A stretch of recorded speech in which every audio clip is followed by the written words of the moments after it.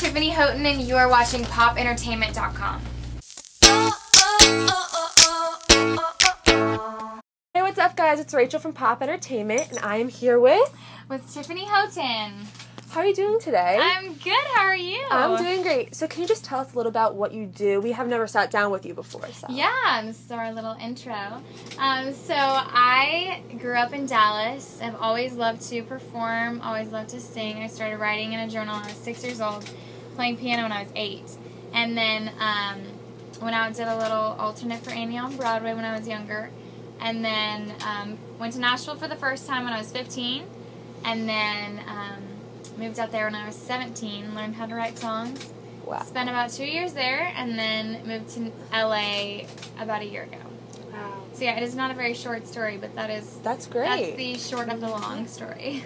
So you are now touring with MKTO like everywhere. You've been everywhere. How has that been going? It's been so much fun. I absolutely love being with them. They're such cool guys. That's so great. So basically, you perform at shows everywhere. What's it like seeing your fans, having people know the lyrics? Like, it is the coolest thing ever. I'm not gonna lie. Like last night, there was like this huge fan club that came. There were like 30-something of them. Like it was, I don't know. It was just like a ton of people. And oh my gosh! In fact, I'll show you the Instagram video because this is like the cutest thing. Afterwards, they all wanted to come up and sing hi with me, and so. That's so... like a big group of them. It was so fun.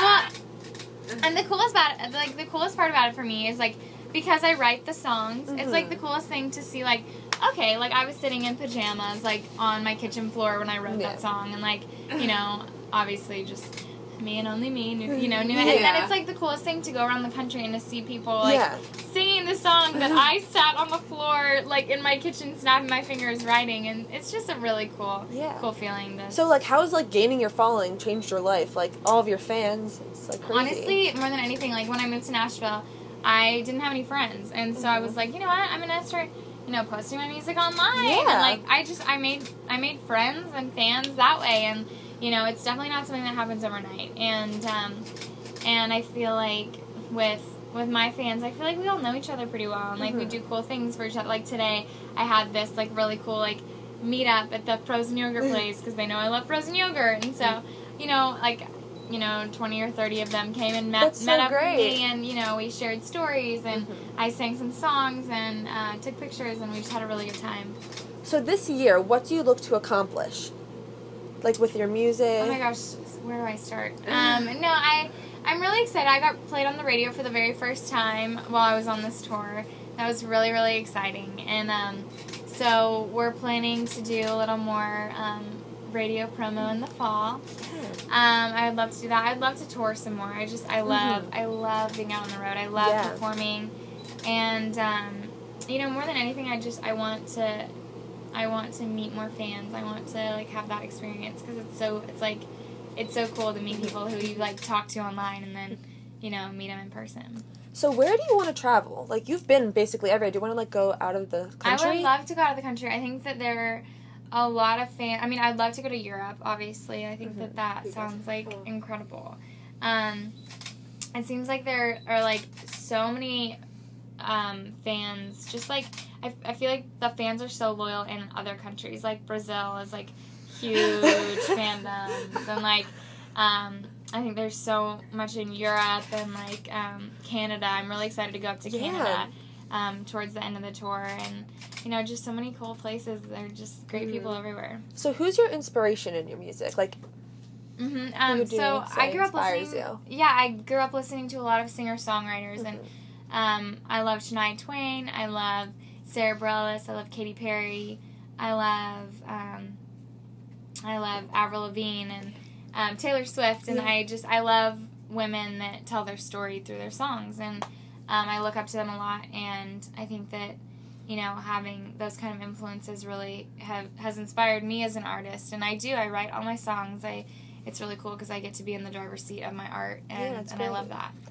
So who would you look to like collaborate with? Who would be your number one person you Well, want to... don't get me started on Nick Jonas right now because I'm obsessed with him. I love him so much. He lives in New Jersey. Stop. Wait, right now? Like, yeah. No, I think isn't he in LA right now? He may be in LA right now, but his house is in New Jersey. His parents. Stop. I'm, like, obsessed with him. You guys, I have a song about it. I have a song called Band Boy. Like, I'm obsessed with Nick Jonas. Oh, like, my God. Literally, so like, so great. on my Instagram, like, the other day, I was crying, and my manager posted videos of me crying over the fact that I missed his live chat. Like, I'm not kidding. Like, this is a real thing. I might get, like, nervous talking about it. So, yeah, I mean, I would die. I would die to do an interview. See, I told you I was getting nervous. I would, like, die to do a duet with him someday. I would love that. That'd be so amazing. Love it. Like, I've been dreaming about it my whole life. Okay, so we have so many fan questions. Oh, good. Okay, so let me go on Twitter, and we'll start looking. Good. Okay.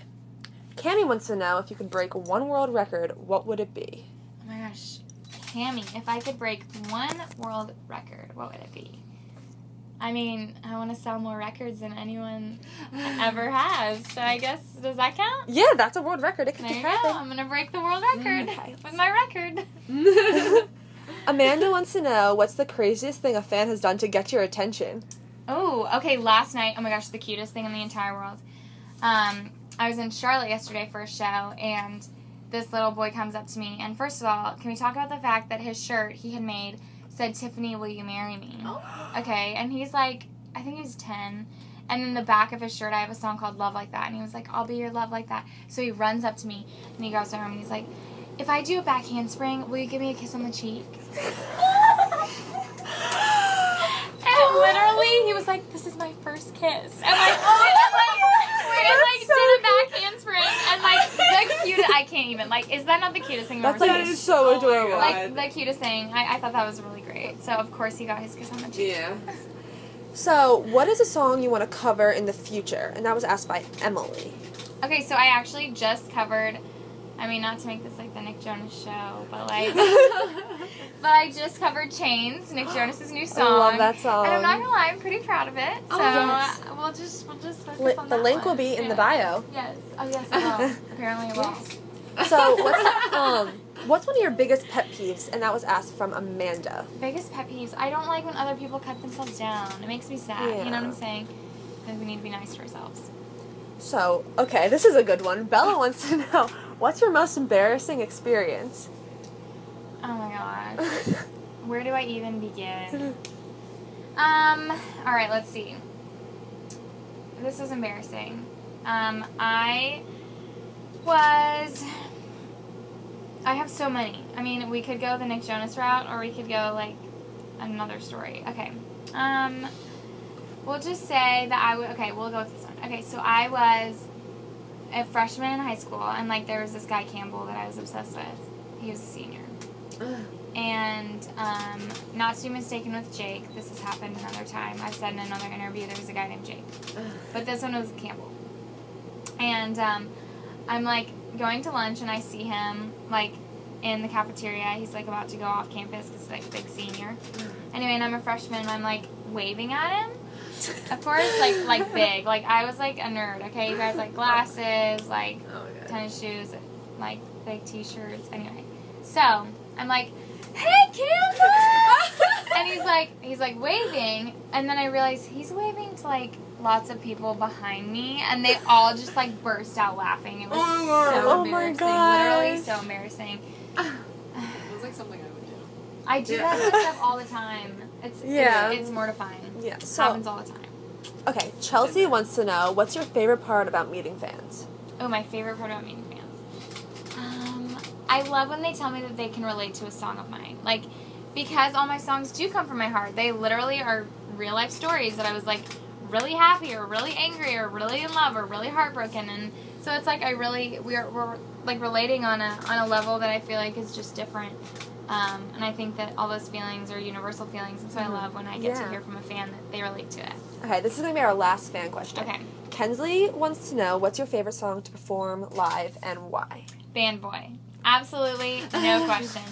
Band Boy is the last song in my set on this tour, and it's so fun because we're opening. I'm opening for MKTO, And so, like, obviously, it's just, like, a bunch of fangirls in the audience. And, like, who am I, the biggest fangirl?